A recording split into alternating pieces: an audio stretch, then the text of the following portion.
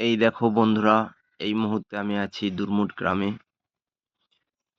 কাকের কবল থেকে পেঁচাটিকে রক্ষা করি এবং তাকে চিকিৎসা করে দেখি যে সে খুবই অসুস্থ। পেঁচার শরীরের তাপমাত্রা সাধারণত 102 থেকে 108 ডিগ্রি ফারেনহাইটের মধ্যে থাকে, কিন্তু পেঁচাটির শরীরের তাপমাত্রা বর্তমানে 96 ডিগ্রি ফারেনহাইট এবং তার ওজন শরীরের তুলনায় খুবই কম। একে চিকিৎসা করে স্থানীয়দের কাছে রেখে দিলাম, যাতে একে আরও 2-4 দিন ট্রিটমেন্ট করে সুস্থ করা যায় এবং সুস্থ হয়ে গেলে একে আবার পুনরায় প্রকৃতির বুকে ছেড়ে দেওয়া হবে। ধন্যবাদ সকলকে। ভালো থাকুন, সুস্থ থাকুন।